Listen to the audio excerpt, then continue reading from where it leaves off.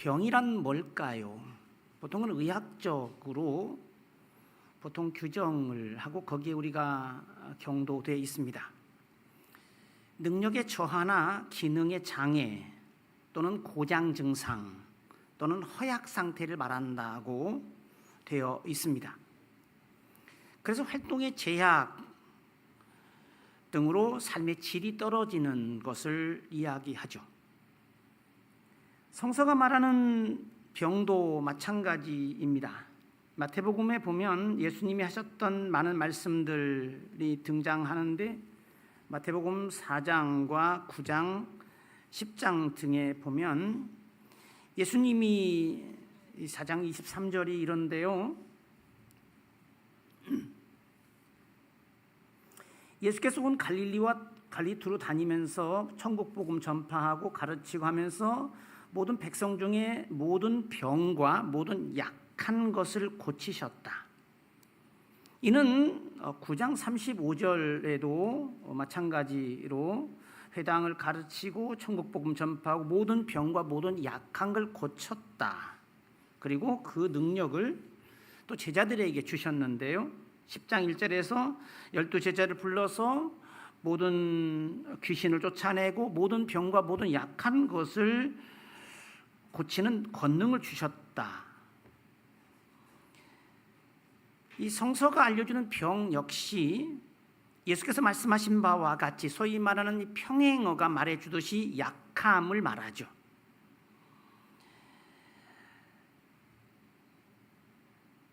즉 약함으로 나타나는 어떤 증상, 약함 때문에 발생하는 어떤 후속 현상 또는 약함 때문에 이르게 되는 어떤 상태를 이야기합니다. 이 아우구스티누스가 말했듯이 빛의 결여가 어둠이듯이 빛이 없는 것이 곧 어둠이듯이 힘이 충분하지 않은 것이 약함이고 그 약함이 병, 즉 건강의 부족함이라는 겁니다.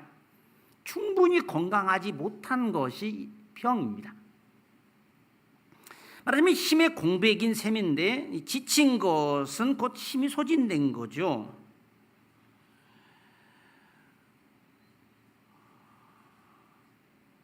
우리가 군대에서 행군을 해본 남자들은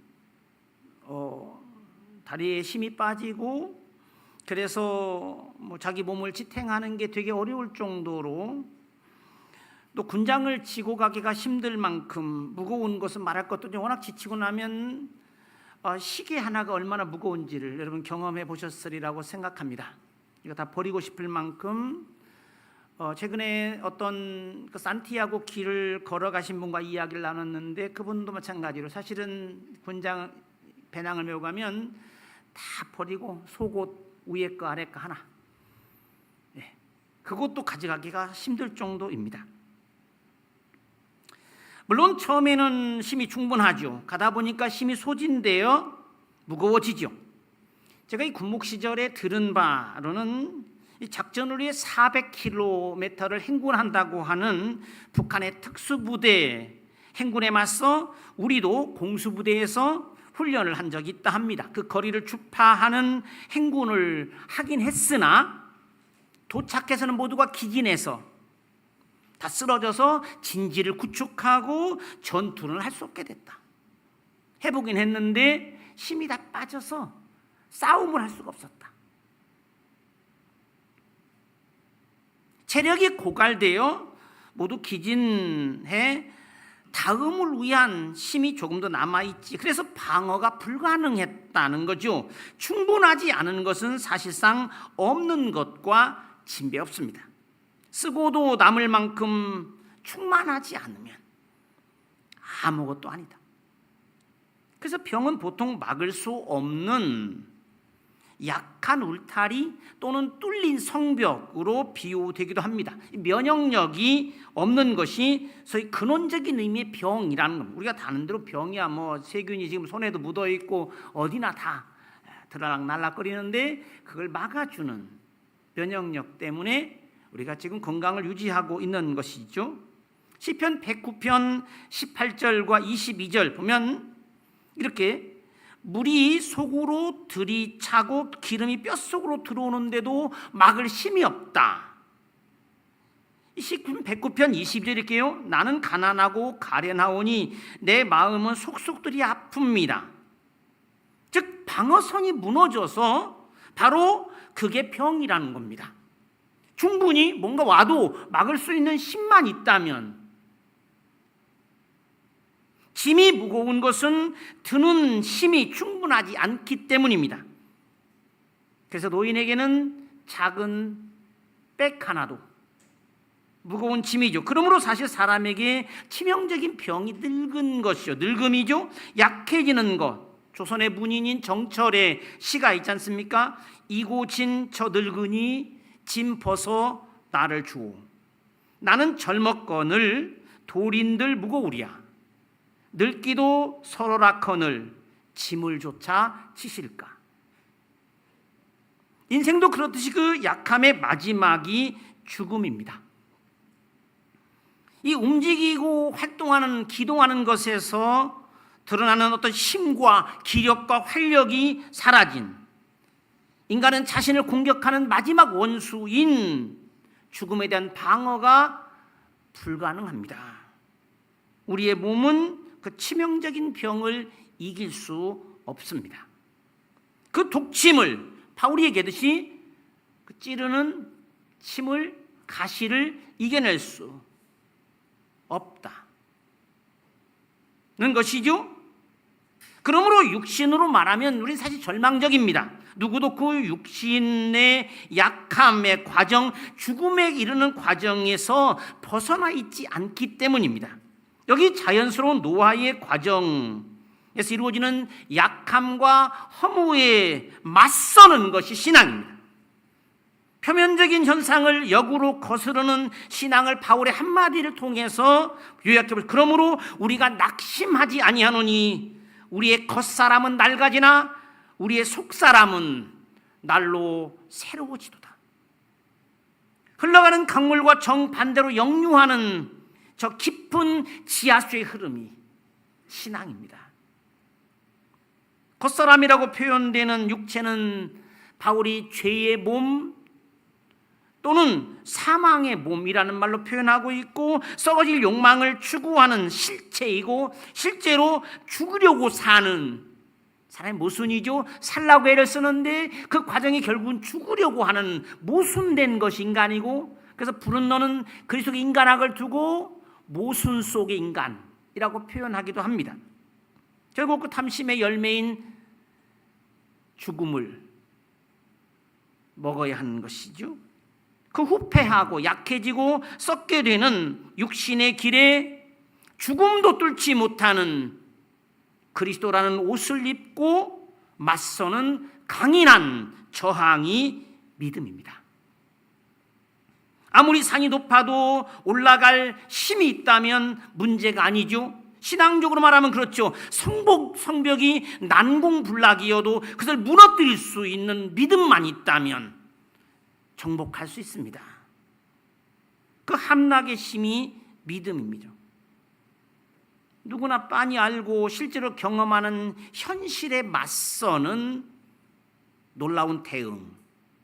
이것을 하이델베르크 신약 교수인 타이센이라는 사람은 반현실적인 안티 프레젠티시라고 표현하기도 했는데, 그 강한 백절불굴에 마치 우리가 지난번 얘기했듯이 38해를 병으로 앓았던 병자 이야기처럼 그는 지금 자신의 시도가 계속 성공하지 못하고 희망이 지속적으로 꺾이는 상황 속에 살고 있음에도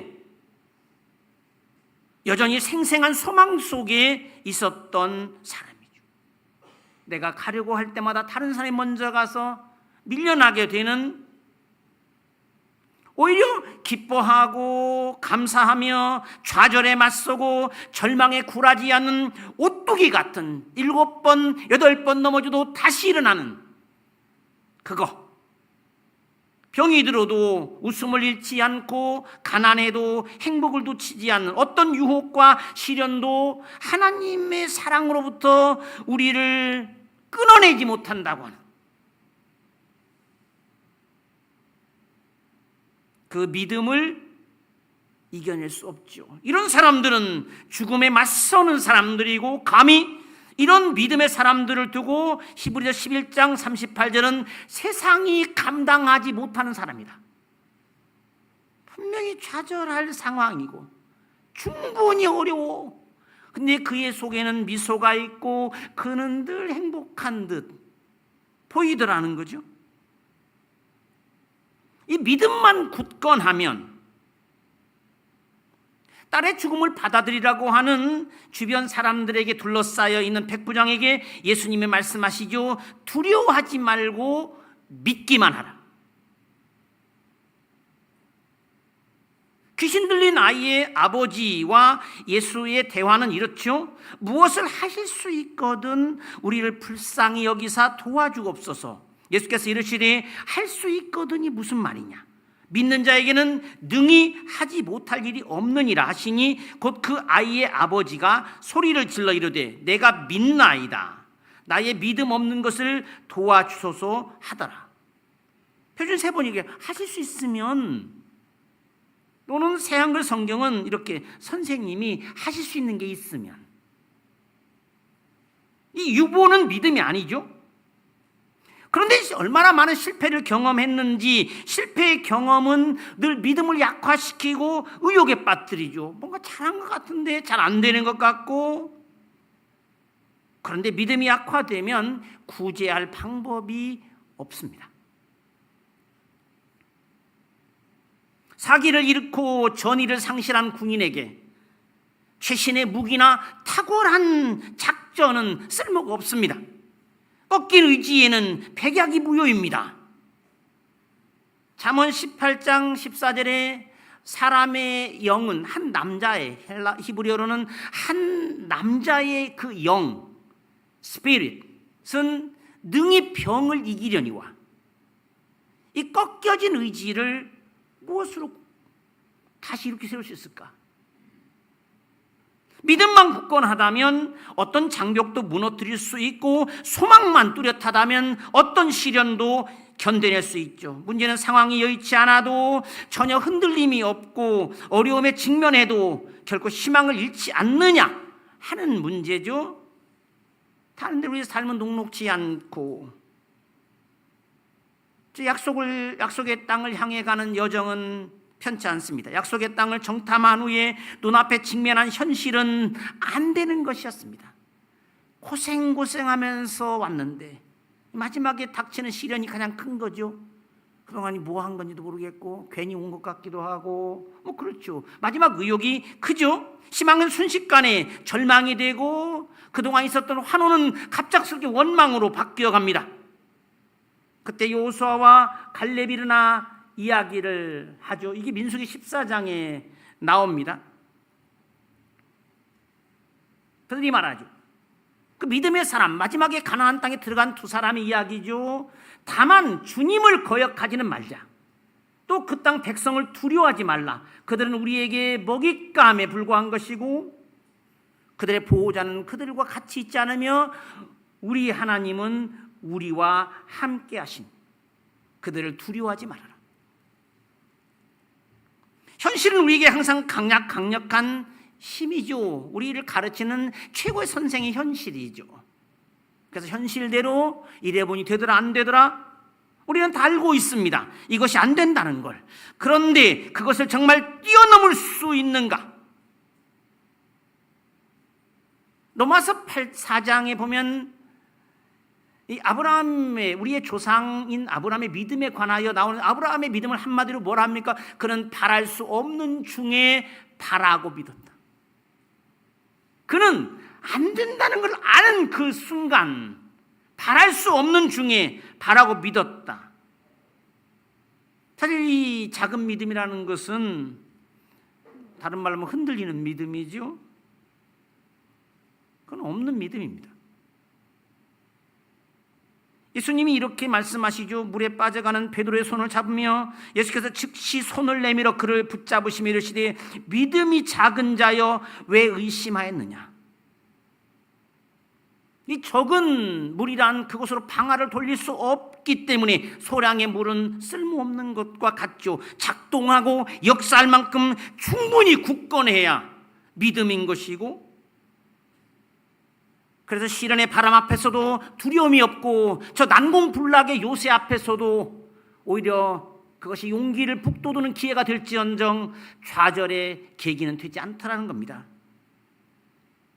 예수님 베드로에게 이런 말씀도 하셨죠.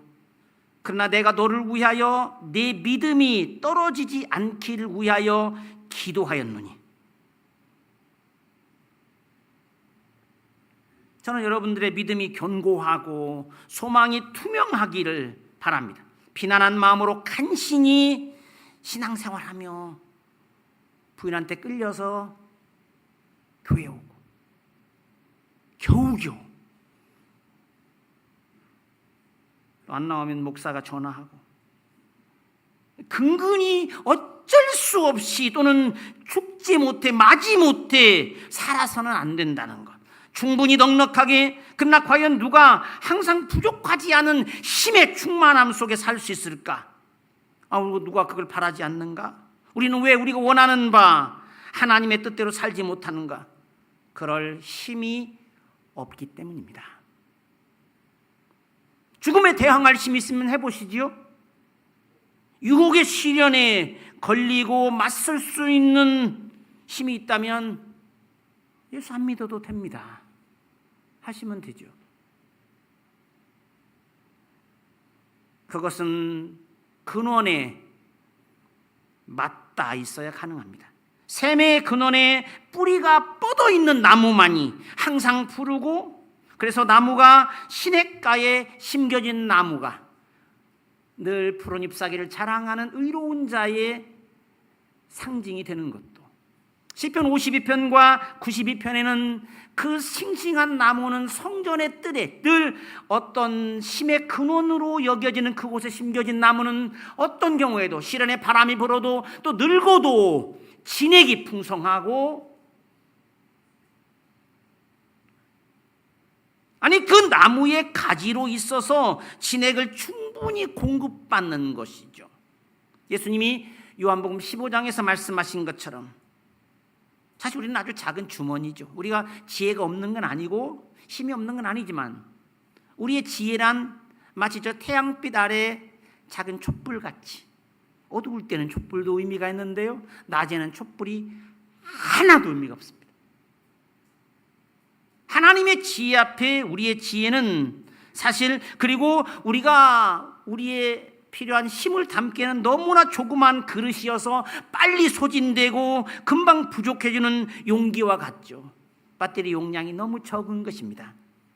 하루만 힘을 써도 지치고 쉬어야죠. 그런데 하나님은 어떠신 분이라고 표현되나요? 우리가 교동문에서 읽었듯이 시편 121편이 말하듯이 이스라엘을 지키는 그분은 피곤하지 않아, 졸지도 않고 주무시지도 않는 분이라고 표현하고 있죠. 모든 부분이 그렇습니다. 불끈 화를 내는 것은 참아내는 인내의 힘이 없기 때문이고, 분노를 쉽게 터뜨리는 것은 절제의 힘이 부족하기 때문이죠. 삶을 마감하는 것도 버틸 힘이 없기 때문입니다. 그것을 이길 힘을 공급받아야 되고 얻어와야죠. 바울은 이런 식으로 그리스도인을 설명하죠. 접붙임을 받았다.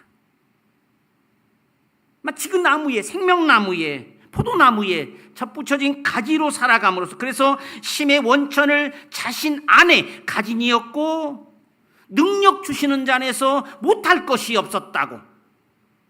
고린도후서 4장 7절에 이 질그릇같이 깨질 질그릇에 보배를 담았다고 표현하고 있고, 빌립보 4장 12절 13절에 내게 능력 주시는 자 안에서 나는 빈궁에 처할 줄도 알고 풍요로움도 누릴 줄 아는, 그게 바울에게 있어서 세례를 통하여 예수를 옷 입으니까 그와, 즉 그의 죽음과 함께 그의 살아나심과 더불어 결합되는 그렇게 그와 함께 죽고 그와 함께 사는 이가 되었죠. 이 로마서 6장에도 나오는 말씀입니다. 이것이 평생 지치지 않는 비결이었습니다. 우리가 이렇게 말씀드렸지만 출발할 때는 신선한 기분으로 저 끝에까지 갈 수 있을 것 같고 42.19m를 힘차게 100m 달릴 수 있을 것 같지만 제가 익산에서 축구를 한번 해봤습니다. 분데스리가 출신 아닙니까? 다들 영입 영순입니다. 한번 쫙 이렇게 좀 하니까 실력이 벌써 나온다고 한번 딱 뛰고 어떻게 했을까요? 말하자면 그래서 실제로 이루어지기 어려운, 그래서 우리는 예배를 드리고 말씀을 접하며 하나님 뜻을 이해하고 깨달음을 얻고 격려를 통하여 힘을 얻고 찬송하고 기도하며 이 믿음을 통하여 그 힘을 얻죠. 이 믿음이라는 단어에 결합되어 있는 전치사 중에 가장 많은 것이 통하여입니다. 그 다음에 안에, 믿음 안에. 처음엔 through faith, in faith. 저는 신앙생활 늘 이렇게 생각합니다. 항상 넉넉하고 충분히 마실 수 있는 그렇게 준비되어 있는 에너지원, 에너지 음료통인 하늘에 들 빨대를 꼽고 사는 거. 없는 것이 없는 풍요의 저장고에 선을 대고 거기 창고에서 필요한 것들을 매번 꺼내다 쓰는 거. 제 취임식 순서지에 나와 있는 신약성서 말씀 마태복음 13장 52절에 천국의 서기관이 그렇듯이 그 곳간을 열고 필요한 것들을 옛 것과 새 것을 꺼내오듯이 우리는 사실 은혜로 살죠. 은혜로 구원을 얻죠. 물론 그것을 가져오는 통로가 믿음이고 그 믿음도 선물이죠. 데살로니가 후서 3장 2절에 따르면 믿음은 모든 사람의 것이 아니다 라고 말합니다. 루터가 말하고 있듯이 믿음은 자랑하고 내세우는 게 아닙니다. 누구 믿음이 좋고 물론 믿음은 통로와 같아서 믿음이 크다는 것은 은혜를 많이 받을 수 있을 만큼, 믿음이 적다는 것은 아무리 많이 주어도 받지 못한다는 뜻이죠. 우리가 믿음을 자꾸 내세우다 보면 믿음이 공적이 되는 경우들이 많죠. 우리의 믿음은 사실 유혹에 미끄러지고 시련 앞에 무너질 수 있는 약한 믿음들입니다.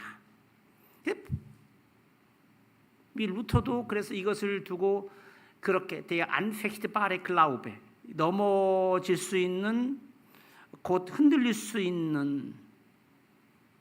그럼 설교자는 그렇지 않나요? 설교자도 마찬가지입니다. 바울은 늘 자신에 대하여 이렇게 고린도전서 9장 27절에서 이야기하죠. 내가 내 몸을 쳐서 늘 복종하는 것은 내가 남에게 전파한 후에 자신이 도리어 버림을 당할까 두려워하기 때문에, 남들을 구원의 길로 인도하고 나 자신은 타락의 삶을 살게 되지 않을까. 그래서 그는 갈라디아서 6장 1절에서도 말하죠. 누군가 잘못한 이들이 있다면 너는 온유한 심정으로 그들을 바로잡고, 그러나 너 자신도 늘 살펴보고.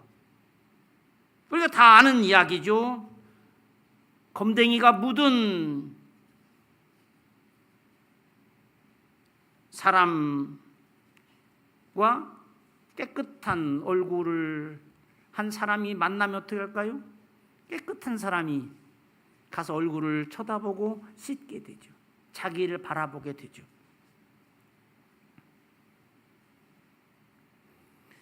은혜로 산다는 것을 받아들이는 통로가 믿음입니다. 믿음이 크다는 것은 바로 그 하나님의 능력을 충분히 나의 것으로 만들고 삼는 것.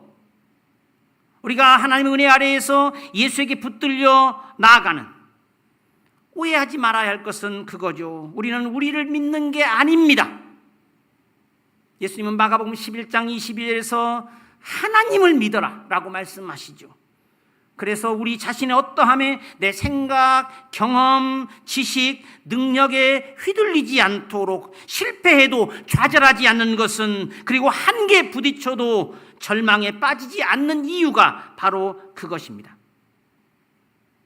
노래가 멈추었다면 그는 슬픈 것이죠. 한박 웃음이 없다면 침울한 것이죠. 행복하지 않다면 불행한 것이죠. 우리가 언젠가 말씀을 통해서 살폈듯이 살아있다고 하는 것의 의미를 본 적이 있죠. 하나님과의 관계에서 찬송이 멈추는 그곳이 바로 스올이고, 감사드릴 수 없는 그곳이 바로 더 이상 살아있지 않다고 하는 것. 우리의 삶은 늘 그래야 감사와 찬양 충만하지 않다면 없는 것입니다. 여러분, 외국에서는 추천사가 되게 중요한데 정말로 추천을 한다면 최고의 찬사를 보내야 합니다. 여러분, 이 추천서가 나중에 사실은 공개될 수도 있고 하기 때문에 나쁘다는 말을 쓰지 못합니다. 추천을. 그런데 그 추천은 어떻게 될까요? 최고로 쓰지 않으면 추천서를 보지 않습니다. 다 아는 얘기죠. 칭찬은, 야, 나도 이렇게 기쁜데 너는 얼마나 기쁘겠니? 내가 이렇게 정말 행복한데 너는 얼마나 좋겠어 라고 해야 칭찬인 것이죠. 그런데 비판은 팩트만 이야기해줘. 그래도 너는 늘 그러더라 뭐 한다든지, 뭐 모든 게 다 개판이야 해버리는 기분만 나쁘고 고치지도 않죠. 구체적인 사실을 말해야 하죠. 신앙의 원리는 늘 긍정적이고 적극적입니다. 이를 분명히 표현하는 것 중에 하나가 뭡니까? 선을 행하지 않는 것이 곧 죄라고 하는 야고보 4장 17절의 말씀. 매일 인생의 정점에서 살아야, 매일이 최고의 기쁨과 보람 가운데 보내어져야. 저는 여러분들이 하루도 기쁘지 않은 날이 없기를 위하여 기도합니다. 예수께서 말씀하시는 바 나의 평안과 내 기쁨은 요한복음에서 표현하는 구원, 이 구원이 보통은 뭐 치유, 건강을 회복하는 것이나 또는 빚의 탕감이나 또는 억류되었고 감옥에 갇혀 있었고 포로되었던 사람들이 구출되고 해방되고 자유를 누리는 것도 포함되지만, 요한복음은 이 두 가지를 가지고 평안과 기쁨을 가지고 구원을 설명합니다. 나의 평안을 너에게 주고 세상이 주는 것 같지 않고 세상을 이긴 자의 평안을, 그리고 나의 기쁨을, 어떤 경우에도 누구도 뺏어갈 수 없는 그것을, 이것이 사실은 삶의 에너지죠. 슬프면 어떤가요? 살맛이 나지 않죠. 살맛. 건강한 삶은 그래서 충만하죠. 하루도 삶의 에너지가 모자라지 않기를. 내가 아니라 늘 연결돼 있어야만. 무한한 에너지원에 성서는 그런 광장을 열어주죠. 늘 선제적이고 그것을 유지해가는 비결, 그걸 주님이 우리에게 건강하고 예방적으로 사는, 신앙은 죽음에 맞서는, 어떤 위협에도 굴하지 않는 우리는 그리스도인들입니다. 그리스도라는 이름을 등에 업고 사는, 원래 그 이름의 뜻이 크리스토퍼가 원래 그리스도를 등에 업고 사는 사람이란 뜻이고, 그리스도 예수가 우리의 지혜와 능력이고 우리에게 평안과 기쁨이 되시는 분이고, 이를 바울의 말로 바꿔 이야기하면 그리스도의 영이, 그리스도의 마음이, 그리스도의 생명이 우리 속에서 약동하는, 그가 우리의 목자이고, 그가 우리의 남편이고, 그가 우리의 친구이고, 그가 우리의 주님인, 우리는 그 생명나무의 가지로서 그 나무에 붙어 진액을 풍부히 얻으며 살아감으로써 무한대한 힘의 원천을 갖고 살고 있고, 바로 그분의 평화가, 그분의 기쁨이 여러분의 것이 되기를 주님의 이름으로 축원합니다. 하나님 아버지 감사합니다. 주님은 우리에게 평안과 기쁨을 주시는 분이십니다. 아니, 주님께서 우리의 평안과 기쁨이십니다. 연약한 우리가 유혹과 의혹이 지배하는 세상에서 두려움과 흔들림 없이 담대하고 씩씩하게 살아가는 이유입니다. 비옵기는 주님께 대한 우리의 믿음이 약화되지 않게 하시고 믿음을 통하여 우리가 지혜와 능력의 근원에 잇대어 살아가게 하시옵소서. 그래서 항상 우리의 자랑과 소망과 능력이신 주님께서 주시는 평안과 기쁨에 충만하여 늘 부족함이나 모자람이나 아쉬움 없이 주님께서 울타리가 되어주시는 저 드넓은 생명의 광장에서 신나게 뛰어놀듯, 그리고 저 드넓은 은혜의 바다에서 활기차게 헤엄치듯 살아가게 하여 주시옵소서. 우리 구주 예수 그리스도의 이름으로 기도하옵나이다. 아멘.